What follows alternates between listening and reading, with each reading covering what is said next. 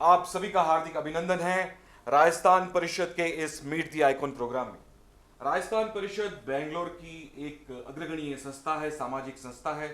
पिछले 45 वर्षों से यह संस्था सामाजिक क्षेत्र में महनीय कार्य करती आई है और विशेष तौर पर शिक्षा के क्षेत्र में, चिकित्सा के क्षेत्र में और सामाजिक जुड़ाव के क्षेत्र में राजस्थान परिषद ने जो कार्य किए हैं वो कार्य अतुलनीय हैं। और इसी पहल को हम आगे ले जाते हुए हमने ये कार्यक्रम लेकर आए हैं जिसका नाम है meet the icon. Meet the icon programme के तहत हम तेरापन समाज की उन हस्तियों का साक्षात्कार लेते हैं जिन्होंने अपने जीवन में सफलता हासिल की है, सफलता के शिखर को छुआ है और जिनके जीवन से हम कुछ प्रेरणा ले सकते हैं। और इसी कड़ी में आज हमारे बीच शरीक हो गए हैं, आज हमारे बीच हैं एक तेरापन धर्म संघ की एक जानी मानी हस्ती जिन्होंने धर्म संघ को काफ़ी सेवाएं दी हैं। वो जयपुर से हैं, रियल एस्टेट बिजनेस में हैं और उनका नाम है श्री राजेंद्र जी बरड़िया। श्री राजेंद्र जी बरड़िया, आपका बहुत बहुत हार्दिक स्वागत है, अभिनंदन है इस कार्यक्रम में। और जैसा कि मैंने कहा कि इस कार्यक्रम में हम जो व्यक्ति सफल होते हैं अपने जीवन में, जिन्होंने सफलता को छुआ है, उनसे हम मिलते हैं ताकि हम उनसे कुछ प्रेरणा ले पाएं, हम उनसे कुछ सीख पाएं, उनकी जीवन शैली के बारे में जान पाएं, उनके जीवन के उतार चढ़ाव के बारे में जान पाएं, ताकि आज के जो युवक हैं उन्हें भी प्रेरणा मिले, उन्हें भी कुछ सीखने मिले और वो भी अपने जीवन में आगे बढ़ पाए। तो शुरू करते हैं हम ये साक्षात्कार। पूजा जी, वेलकम। पहले मैं आपका तहे दिल से स्वागत करती हूँ आज के इंटरव्यू में। आप आए, बहुत अच्छा लगा। और आपका जो जो सक्सेस की स्टोरी है आज यहाँ पे यूट्यूब पे हम पोस्ट करेंगे और आपकी जो स्टोरी है वो बहुत सारे लोगों को इंस्पायर करने वाली है। I am 100% sure. तो लेट मी स्टार्ट। तो मैं जब स्टार्ट करूँगी कुछ बचपन से पूछूंगी। क्या आप मुझे बता सकते हो कि बचपन में आपका स्वभाव कैसा था? आपका कुछ एक ऐसा पल है जो अभी तक यादगार रहा है? बचपन से हम लोग काफ़ी पैम्पर्ड थे, तो ज़्यादा वो कुछ नहीं था, लेकिन एक नेचर जो था मेरा जिद्दी था, जो सोच लिया वो करना ही है। और वो नेचर अभी तक लीड कर लेके जा रहा है और ये होना भी चाहिए और इन कुछ पॉजिटिव वे। और कुछ एक यादगार पल है जो आज भी आप याद करो तो आपके चेहरे पे एक मुस्कुराहट आ जाए? ऐसे बहुत से इवेंट्स हैं, लेकिन ठीक है, इसके अलावा आगे मैं तो राजेंद्र जी, आपका बचपन कैसे बीता? आपके जो आसपास का जो माहौल था वो कैसा था? पता है, बचपन में बहुत ज़्यादा नहीं, हम लोग कॉलेज लाइफ के बाद में हमारे एकदम चेंज आया लाइफ में। अच्छा। उससे पहले हम लोग बहुत प्रोटेक्टेड एंड अच्छा। कह सकते हैं पैम्पर्ड थे और जॉइंट फैमिली थी। अच्छा। तो आपके मम्मी पापा, माता पिता का स्वभाव कैसा था? क्या वो स्ट्रिक्ट बहुत थे? अच्छा, हाँ बहुत अच्छा, समाज से काफ़ी जुड़ाव उनका एंड एथिक्स एंड प्रिंसिपल्स बहुत स्ट्रॉन्ग एंड अच्छी राय देने वाले, अच्छी बात करने वाले। समाज में भी उनका काफ़ी रोल था। और जहाँ तक कि मैं ये कहूँ कि समाज में मेरी मदर और फादर की पोजीशन ये थी कि अपोजिशन, हर समाज में दो ग्रुप होते हैं, तो दोनों ग्रुप फादर जो डिसीजन देंगे वो फाइनल होता था, इतने ज़्यादा उनका मानते थे। मदर भी हमारी बहुत ज़्यादा डेडिकेटेड एंड उसमें है, तो उनका कहा हुआ कभी टलता नहीं है। तो उस बात से आप अंदाज लगा लें कि वो लोग कितना सेक्रीफाइस करते होंगे समाज के लिए, कितना डिजर्व करते होंगे। तो असर आपके जीवन में भी आया, प्रभाव आपके जीवन में भी? ऑब्वियसली वो आए बिना नहीं रहेगा, आएगा और वो है, दैट इज देयर। तो देखा आपने कि जो माता पिता होते हैं वो उनके जो संस्कार होते हैं वो संस्कार कैसे बच्चे इम्बाइब करते हैं, वो संस्कार कैसे बच्चों के जीवन में आते हैं और वो भी समाज में आगे बढ़ते हैं। तो यही ये पालन पोषण, इस पालन पोषण में बहुत बड़ी शक्ति होती है। और हमारे हमारे साथ आज इस साक्षात्कार में मौजूद हैं राजस्थान परिषद के संगठन मंत्री श्री कनक जी सेठिया भी और बहुत ही डायनामिक मंत्री श्री मनीष जी ताते। तो मैं इस बात को आगे ले जाना चाहूँगा कि आपने जैसे कहा कि आपके बचपन में आपके माता पिता की जो स्वभाव था, उनका जो संस्कार आप में उन संस्कारों के बीज आपने बोए वो बहुत काम आए आगे। फिर आगे चलकर आपकी जीवन यात्रा कैसे बीती? क्या आपको संघर्षों का सामना करना पड़ा? या सब कुछ बना बनाया मिल गया? नहीं, ये बिल्कुल सही है कि संस्कार घर से मिलते हैं। आपके लाइफ में 3-4 जगह होती है जहाँ कि आप सीखते हो। जो सबसे बड़ा स्कूल मानता हूँ मैं, वो घर ही मानता हूँ, ठीक। उसके बाद स्कूल, फिर आपका environment, friends of circle and then business circle, ये सब आगे आता है। बिजनेस जो हमारे फादर का था वो भी रियल एस्टेट में थे, लेकिन कॉलोनाइजिंग का था। कॉलेज में हम लोग पढ़ने के बाद में जेम स्टोन में हम लोग डाइवर्ट हुए, बिकॉज कि जयपुर में जेम स्टोन का बिजनेस ही ज़्यादा है और मुझे कुछ नया ही करना था और डिफरेंट करना था। तो हम लोगों ने जेम स्टोन में बिज़नेस किया 77 से, और 82 तक हमने काफ़ी अच्छा उसको बिज़नेस को शेप दिया। एंड 82 के बाद में फिर हमने बाहर ओवरसीज बिज़नेस चालू किया। मेरे मामा जी मेरे रोल मॉडल रहे, एंड उनका जो बिज़नेस का तरीका था वो लीड करना, जिस चीज़ को कंट्रोल काम किया उसको थोड़े से 6 महीने में उसको कंट्रोल कर लेना, मेजर मार्केट उनसे कंट्रोल होना चाहिए, ये सब उनकी नेचर थी और उस जीन्स भी हमारे में आए।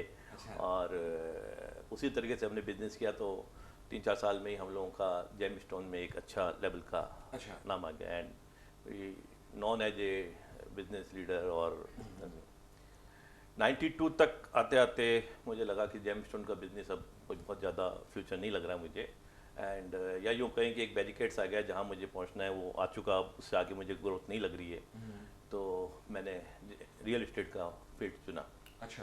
और 92 में मैंने रियल इस्टेट में पहला हमने बनाना चालू किया गौरव टावर, जयपुर में, जो वेल नोन है, एंड आज एक बहुत बड़ा एक शेप ले चुका है। अच्छा। और भी बताऊं तो मैं मॉल कॉन्सेप्ट में हम लोगों ने इंडिया में पहला मॉल जयपुर में अच्छा। गौरव टावर ही बनाया। इसके मुझे कई अवार्ड भी मिल चुके हैं। इस बात पे तालियां बजनी चाहिए। बहुत बढ़िया।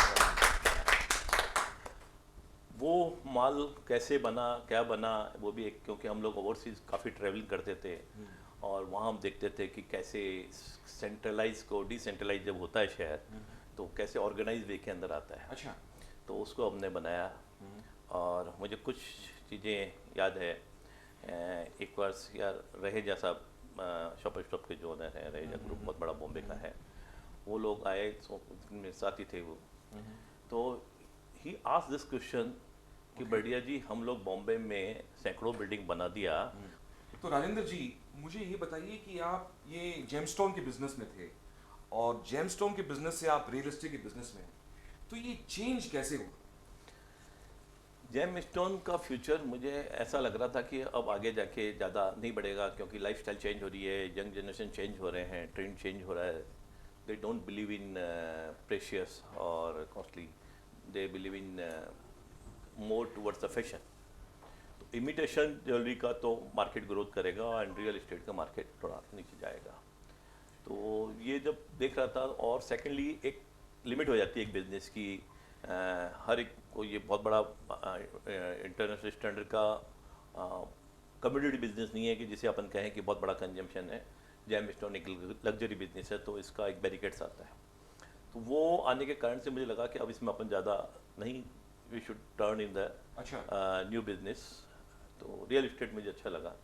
एंड रियल इस्टेट जयपुर में तब तक एक रेजिडेंशियल एंड नॉर्मल कॉमर्शियल में ही था, और हम लोग बाहर घूमते थे तो mall concept and different concept जो रिटेल के ऑर्गेनाइज सेक्टर कहना चाहिए, वो मुझे इच्छा थी कि मैं जयपुर में लेके आऊँ। अच्छा। तो I select Malviya Nagar area for that. And वो उस समय बहुत अर्ली स्टेज था, ऑलमोस्ट ब्लैंक एरिया पड़ा था। वहाँ हमने गौरव टावर बनाया पहले। अच्छा।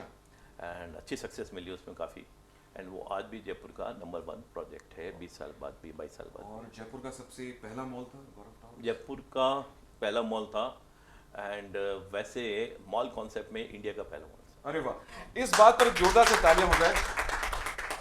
अब देखिए कि जो एक सफल व्यापारी होता है, बिजनेसमैन होता है, वो केवल वर्तमान के बारे में नहीं सोचता, भविष्य के बारे में भी सोचता है। He is also a future visionary.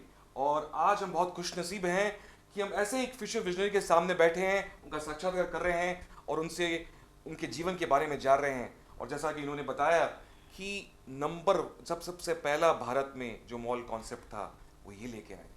तो हम आगे बढ़ते हैं राजेंद्र जी, और अब जानना चाहेंगे कि आप कुछ कोई स्ट्रगल आपको ये जब आप जेमस्टोन से रियल एस्टेट में आए तो आपको कोई संघर्ष करना पड़ा? बहुत सिंपल है, अगर आपको बिजनेस को आगे बढ़ाना है तो संघर्ष तो करना ही पड़ेगा। अच्छा। तो हर एक बिजनेस में हर जगह कोई ना कोई आगे होता है, और जब आप बिजनेस में आता है तो आपको जगह बनानी पड़ती है। तो यूँ समझे कि वी वॉन्ट टफ, और फाइट करते गए, आगे बढ़ते गए, और क्या? We lead. एंड आज बिना संघर्ष के मज़ा भी नहीं आता है।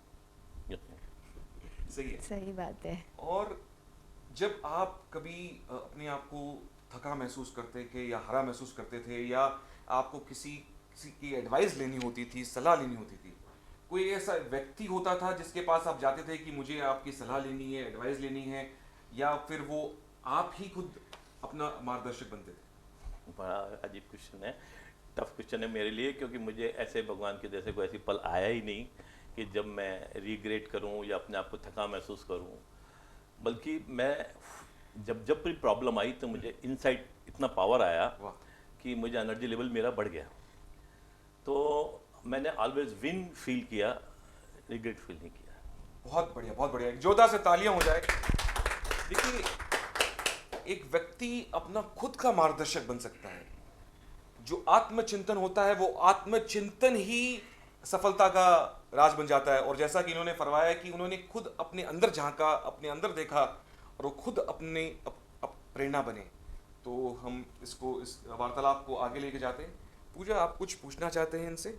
मैं इस बात पे गौर करूंगी, जैसे आपने कहा है कि घर ही पहले आपका स्कूल है, घर ही आपका मंदिर है। तो मैं आपको पूछना चाहूँगी कि आपने बिज़नेस किया, बिज़नेस ट्रांसफ़र हुआ है, जैन से आपने रियल एस्टेट पे आए, तो उस टाइम पे आपके परिवार ने आपका कैसे साथ निभाया, किस तरीके से सपोर्ट किया आपके फैमिली ने आपको? परिवार में हमारे फ्रीडम थी।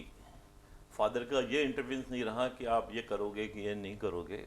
They give me free hands. And उनका बिजनेस अलग था, मेरा बिजनेस में अलग था, तो इसलिए हमको ये प्रॉब्लम सब कुछ आई नहीं, और शुरू से जो काम करना था वो करते चले गए। अच्छा सपोर्ट मिला आपको फैमिली से, मतलब? सपोर्ट, वैसे सपोर्ट सब फैमिली का ही होता है, उनकी देन है सब कुछ। लेकिन वैसे बिजनेस में, क्योंकि जेम स्टोन भी मैंने ही चालू किया था और ये रियल एस्टेट भी मैंने ही चालू किया था, तो मुझे सपोर्ट की जरूरत पड़ी नहीं।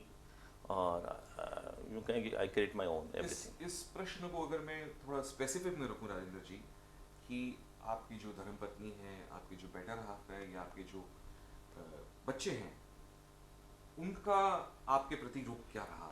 कि वो बोलते थे कि हाँ भाई, आप जो कर रहे हो अच्छा कर रहे हो, आगे बढ़ो?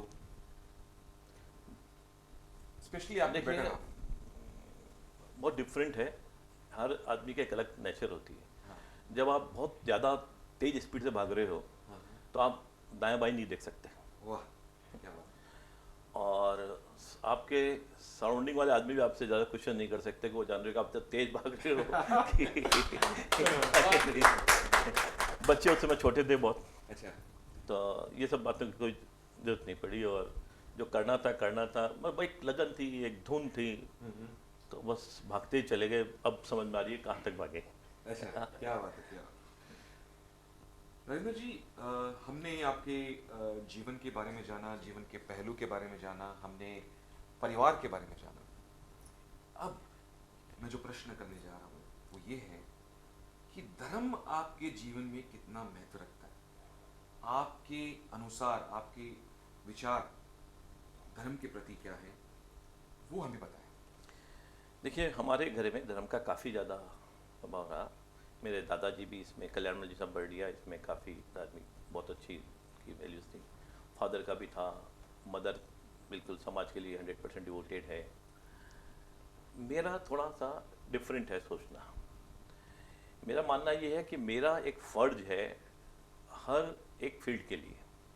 मेरे फैमिली के लिए मेरा एक फ़र्ज है, मेरी वाइफ के लिए, मेरे बच्चों के लिए, मेरे पेरेंट्स के लिए, ऐसे ही एक समाज के लिए, धर्म के लिए मेरा एक फ़र्ज है, और एक देश के लिए मेरा फ़र्ज है, मेरे कॉलेज फ्रेंड्स के लिए। मीन्स हर एक सेक्टर में आपसे कुछ डिजायर की जाएगी, और उस डिजायर जो आपसे कर रहा है, क्योंकि आप एक एक्स कॉम्पिटेंट हो तो आपसे एक एक्स डिजायर भी की जाएगी, और उस डिजायर को आपको फुलफिल करना चाहिए।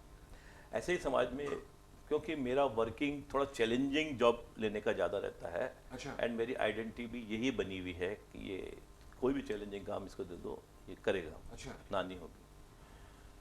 तो रूटीन काम मैं समाज में टाइम नहीं दे पाता, और जब जब भी कोई ऐसी चीज़ समाज को जरूरत पड़ती है मेरी, मैं 24 घंटे वहाँ खड़ा मिलता हूँ।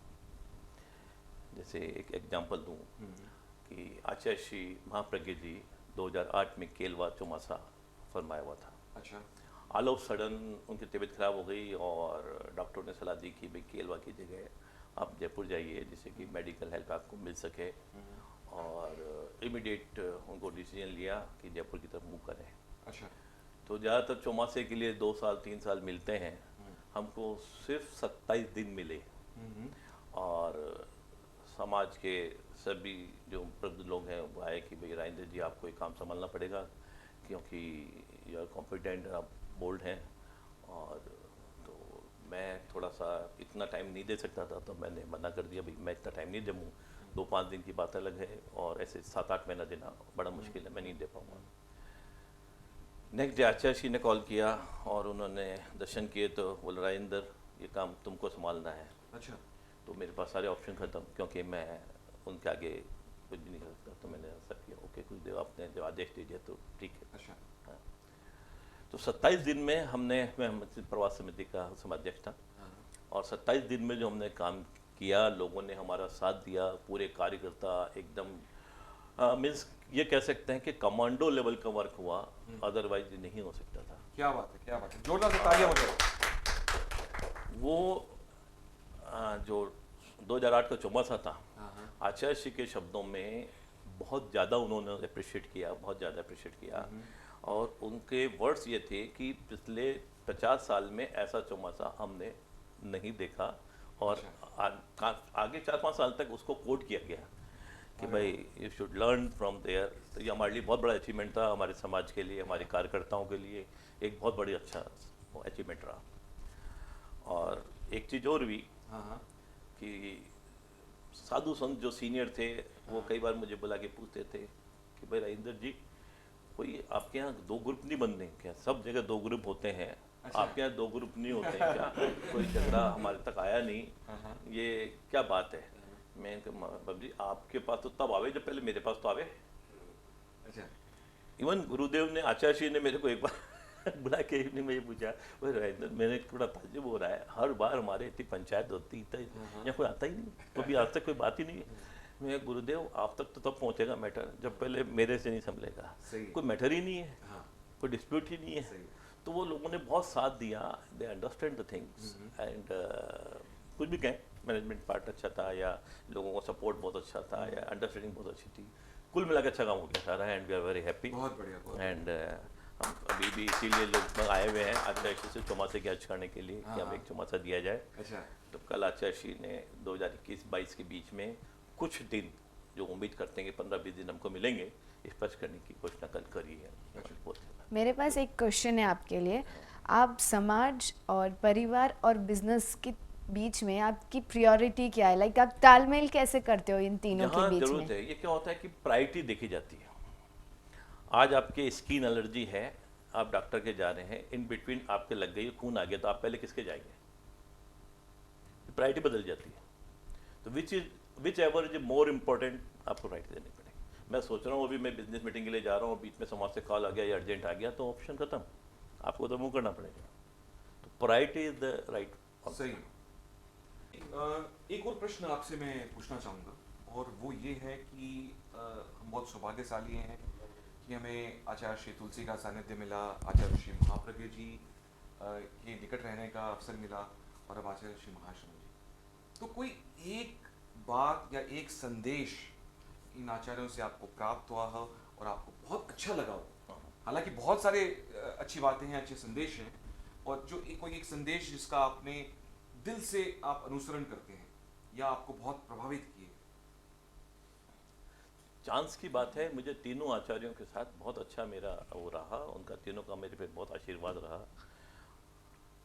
आचार्य श्री तुलसी जब 91 में जयपुर पधारे, तो मेरा निजी मकान रेजिडेंस बन रहा था, वहाँ पधारे, पगलियाँ उनसे ही करवाए मैंने, और एक दिन के लिए पधारे थे और 21 दिन विराजे थे, वाह। है ना। और उस समय मेरा कुछ क्लोजनेस हुई, मैं उनको मिला, उनसे कुछ मैंने डिस्कस किया, तो उनको लगा कि भाई इज़ वेरी डिफरेंट पर्सन। तो उसके बाद मेरे पे बहुत आशीर्वाद उनका हो गया, बहुत मुझे कुछ घटनाएं उनकी याद है कि मैं जब कभी भी लाडनू सुजानगढ़ यहाँ दर्शन करता था तो दूर से देखते ही मुझे यूँ अच्छा। एक सेकंड में बुला लेते थे। तो एक बार बख्यान में मैं आया, बख्यान से उठते ही इतनी भीड़ थी कि मैं अंदर भीड़ में नहीं घुस पाया और मैंने उचित भी नहीं समझा।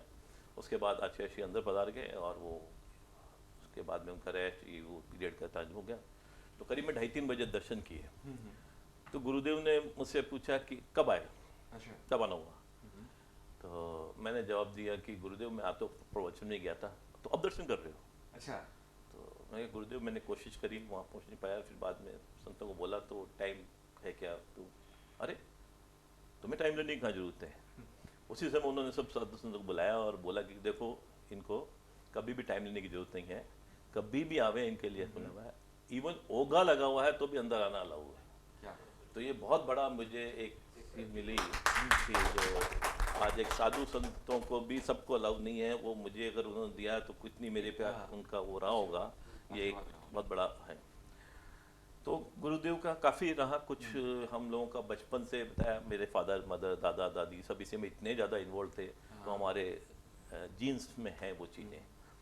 आपको शायद होगा 70 के आसपास की बात होनी चाहिए, 72 के आसपास, कि एक समाज में एक थोड़ा सा एक ग्रुप बन गया था, कुछ संत अलग हो रहे थे, तो करीब 50 साधु संत जो है वो एक साथ ग्रुप बना के और अलग हो रहे थे। अलग हो। हाँ, और वो घटना जयपुर से डोमिनेट हो रही थी और वहाँ से चल रही थी, और किसी भी समाज में किसी को इतना सा भी इशारा नहीं था। अच्छा। चांस की बात है कि वो मेरा छोटा ब्रदर है निर्मल, वो कोई टाइप वाले के टाइप कराने गया हुआ था, वहाँ उसने देखा कि पास में कोई मैटर टाइप हो रहा है, तो उसने वो देखा तो 13 पंथ पढ़ा, तो और उसकी इच्छा हुई देखने की। तो जो पास में आदमी बैठा था उसने उसे रोका कि भाई आप जरा से देखें, वो सीक्रेट मैटर है। अब समाज का सीक्रेट मैटर है तो और एंटीना खड़ा हो गया कि भाई ये क्या मैटर है। तो उसने कहा कि यार वो टाइप के जो ओनर था दुकान का, उससे बोला कि हम रोज वहीं कराते थे। तो बोला कि भाई हमको, बोला यार इसने डबल पैसे दिए हैं और बोला बिल्कुल सीक्रेट रहेगा। तो वो भाग के मेरे पास आया, भाई साहब ऐसा ऐसा मैटर है और समथिंग रॉन्ग ऐसा कुछ लग रहा है। तो मैं शुरू से जिद्दी एंड बोल्ड था, जो करना है, तो मैं सीधा वहाँ पहुँचा। उसको बोला यार कैसे भी करके मेरे को ये कॉपी चाहिए। अच्छा। तो ये टोल्ड कि ये तो पॉसिबल नहीं है। तो मैंने कहा तो एक काम कर, कुछ पीस खराब कर और इधर उधर फेंकता जा, कुछ तो छोड़ेगा वो। तो समहाउ आई गेट सक्सेस, और मैंने कुछ 5-7 पेपर मेरे को ऐसे मिल गए, घर ला के मैंने काट पीट के उसको जब बनाया तो एक बम्बारमेंट था, उसमें 50 साधु सुबह एक साथ दीक्षा से अलग होके विच्छिन्न हो रहे थे। पूरी रात उसमें आचार्य दिल्ली विराज रहे थे। हमारे समाज के प्रबुद्ध जो 5-7 लोग हैं वहाँ बैठे। पहले ये मोबाइल एसटीडी वगैरह नहीं होते थे, बुकिंग से होता था, लाइटनिंग कॉल, अर्जेंट कॉल, तो पूरी रात चलते रहे फ़ोन। और हम समाज इस एक घटना का प्री इन्फॉर्म होने के कारण से 50 में से 46 साधु को रोक पाए और 4 साधु अलग बहुत रहे। बहुत तालियां हो। और ये बहुत बड़ी घटना थी जो हम बचपन में अपने आप, मतलब बिकॉज ऑफ बहुत बड़ी। We are dedicated to for समाज, तो वो अपने आप भी होना था। और इससे आचार्य जी ने हमारा नाम स्वर्ण अक्षरों में उसमें लिखा, ये हमको किट मिली। तो वो कई ऐसे कारण वन आफ्टर वन बनते चले गए कि जब भी कभी ऐसी चीज़ आई तो वो चांतली हुआ। और अभी भी मैं आपके सभा में मार्गदर्शक में हूँ, तो वो इसीलिए लिया गया होगा, शायद उन्होंने समझा होगा कि उचित है तो इसीलिए लिया होगा। तो जैसा कि हमने जाना कि इनके जीवन से जुड़ी हुई एक ऐतिहासिक घटना, और अगर व्यक्ति का धर्म के प्रति श्रद्धा हो, व्यक्ति की और धर्म के प्रति आस्था हो, तो वो इतिहास को भी मोड़ सकता है, इतिहास जो घटना है उसको भी पॉजिटिव की ओर लेके जा सकता है। और इसी विषय के बारे में हमने जाना। आपसे एक और बात हम पूछना चाहेंगे कि यहाँ पे आपका जो कार्यक्रम है वो संपूर्ण विश्व में जो युवा वर्ग है वो भी देख रहा है, तो युवा वर्ग को आप क्या संदेश देना चाहेंगे? आप क्या उन्हें कहना चाहेंगे कि वो ऐसा करें? क्या कहना चाहते हैं आप? धर्म के लिए, बिजनेस के लिए, and what kind of subject direction? कोई भी एक संदेश व्यापार धर्म के लिए, बिजनेस के लिए, क्योंकि आज हम देखते हैं कि हमारा जो युवा वर्ग है, युवा शक्ति है, वो धर्म के प्रति कम आसक्त है, या उनकी जो आसक्ति है वो समय के साथ कम हो गई है। तो कोई भी एक संदेश जो आप देना चाहते हैं उनको धर्म के लिए और व्यापार के लिए या समाज के लिए, तो प्लीज आप देखिए, बात सही है कि पहले से युवाओं में कुछ धर्म के प्रति अंधविश्वास बना कम हुआ है। They understand and then they follow. और ये जो जैसे जैसे एजुकेशन बढ़ेगी, जैसे जैसे लॉजिक बेस के ऊपर चलेगा, ये सब चीज़ें होगी। ठीक है। तो मैं युवाओं को ये तो कहना चाहूँगा कि धर्म को समझना जरूरी है, और उसको धर्म का जो क्या चीज़ कहता है अपने को, कि आप एथिक्स पे रहिए, एक पहले मानव बनिए, एक एथिक्स पे रह के बिजनेस में या किसी भी फील्ड में हो, आप अपने एथिक्स को मत भूलिए, आप अपने फ़र्ज को मत भूलिए। जरूर। तो वो चीज़ को फॉलो करें और उसी को फॉलो करते हुए आगे चलें। बाकी ठीक है, आप महाराज के जा रहे हैं, दर्शन कर रहे हैं, वो सब कर रहे हैं, ये सब होना चाहिए। इससे क्या होता है कि आपके घर की एक जनरेशन जुड़ी रहती है। अदरवाइज ये आप वेस्टर्न पैटर्न की तरफ टर्न कर जाएंगे। सही। अगर आपको चाहते हैं कि भाई आपका घर थोड़ा सा अपने रीति रिवाजों से भी जुड़ा रहे, थोड़ा इससे भी जुड़ा रहे, तो ऑब्वियसली आपको धर्म संघ में आना जाना चाहिए, जिससे कि आप उसमें जुड़े रहें। अगर नहीं करेंगे तो आपकी नेक्स्ट जनरेशन किसी भी हालत में इस चीज़ों में नहीं रह पाएगी। ये मेरा मानना है। तो दो बातें इन्होंने कही। एक बात कही कि जो हमारे जीवन में जो सिद्धांत है, जो एथिक्स है, उन एथिक्स को हमेशा पकड़ के रखिए। और दूसरा, धार्मिक कार्यक्रमों में अपनी सहभागिता दर्ज कराते रहिए। तो ये तो हो गई आपके जीवन की जुड़ी हुई कुछ बातें, हमने आपके विचार को जाना और परखा। तो पूजा, कुछ हंसी मजाक की भी बातें हो जाए। क्या बोलते हो आप, हो जाए हंसी मजाक कुछ? यहाँ पे इतना जो भी सीरियस है हम जल्दी हो हो गए। जाए, देखिए। Because ठीक है, तो मैं आपको कुछ सवाल पूछूंगी, आपको सिर्फ 10 सेकेंड्स का समय है और आपको फटाफट से आपको आपका आंसर देना है। प्यार से आप आपके वाइफ को क्या बुलाते हो, प्यार से? ज़्यादा समय नहीं। सीक्रेट मैटर है। It's okay, no problem. इतना सीक्रेट आपने रिवील कर दिया है ऑलरेडी आपके लाइफ के बारे में, ये तो बोल ही सकते हो, वो भी मेरे वाइफ मैसेज का नाम मिलेगा। किरण है। मैं कभी मोना और कभी कीनू। मोना और कीनो, क्या बात है, बहुत अच्छा। आपकी फेवरेट हीरोइन कौन है? बहुत मुश्किल है। बहुत सारी है मतलब? नहीं, बहुत मुश्किल इसलिए कि मैं पिक्चर ही नहीं देखता। अच्छा, एक कभी तो देखी होगी पहले 10-15 साल। उस जमाने की सब हीरोइन सब old हो गई। रेखा, हेमा मालिनी उस जमाने के थे। मैं अभी 5-7 साल में एक पिक्चर देखता हूँ। हालांकि मेरे खुद के भी काफ़ी स्क्रीन है, लेकिन पिक्चर नहीं देखता। अच्छा, अगर आपकी पत्नी रूठ जाती है तो आप उनको कैसे मनाओगे?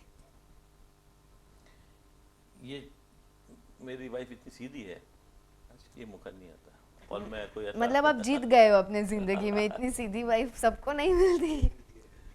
तो भी कुछ तो कभी ना कभी तो वो रूठे होंगे और कभी ना कभी आप किसी तरह तो मनाए होंगे कुछ तो। कोई एक नहीं, हमारा अंडरस्टैंडिंग अच्छी है और करीब करीब ऐसी पोजीशन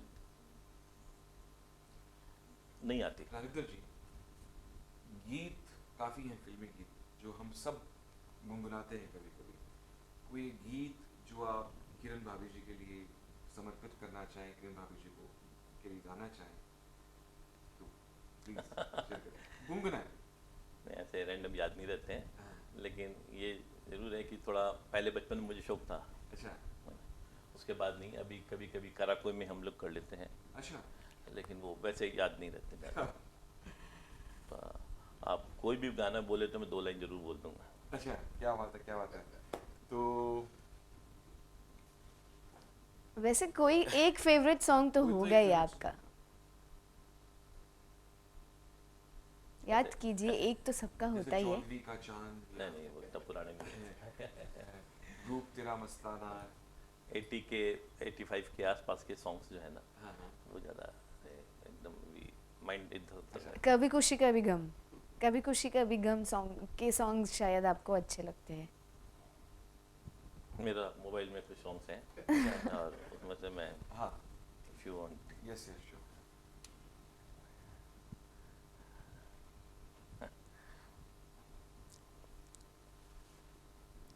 अच्छा ठीक है, आपका फेवरेट तो आपको पता नहीं होगा, लेकिन आपको क्या आपकी वाइफ का फेवरेट सॉन्ग पता है?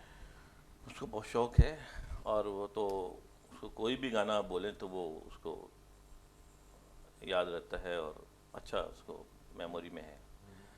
तो हमारे थोड़ा इसमें, मेरे को इतने सॉन्ग्स का वो नहीं है पुराने। अपने वाइफ के लिए बोला कि अच्छा सा एक सॉन्ग तो जरा इसमें मिल गया मुझे। अरे वाह, क्या बात है।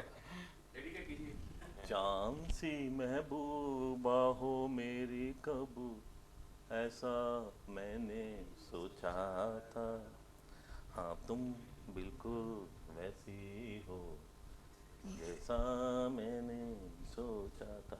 इतने में राजू है। क्या बात है राजेंद्र जी, आप यहाँ आए, अपना बहुमूल्य समय में दिया। आप काफी व्यस्त थे, काफी बिजी थे, but you still came here on our request. तहे दिल से हम आपका शुक्रिया अदा करते हैं राजेंद्र जी, बहुत बहुत मैं आपने जो समाज के बारे में इसमें पूछा, लेकिन बिजनेस के बारे में थोड़ा सा मैं एक सब मैसेज देना चाहता हूँ हाँ। यंगस्टर्स के लिए, यस। कि जो हर चीज़ में ही काम आता है, आपकी लाइफ में भी काम आता है। हाँ कि आप कोई भी काम हाथ में लें, पहले आपको बड़ा लगेगा, मुश्किल लगेगा, लेकिन जो ही आप करने लगेंगे वो मुश्किल नहीं है कोई भी काम, बशर्ते कि आप सोच लो मुझे करना है। एंड आप उसमें इतने डिवोट हो जावें, इतने इन्वॉल्व हो जावें कि आपको उसके अलावा फिर कुछ नहीं दिखना चाहिए। बहुत बढ़िया। एंड मैं बहुत श्योर हूँ कि you will never fail until you stop. क्या बात? Stop means you committed. Otherwise this is round. तो आप लगे रहिए, आपको सक्सेस मिलेगी ही, कोई दुनिया की ताकत नहीं रोक सकती, और ये रिजल्ट सामने है। चलते रहिए और मंजिल आपके पास आती रहेगी। तो इसी नोट पर हम इस कार्यक्रम का समापन करेंगे। बहुत बहुत शुक्रिया अदा, तहे दिल से थैंक यू।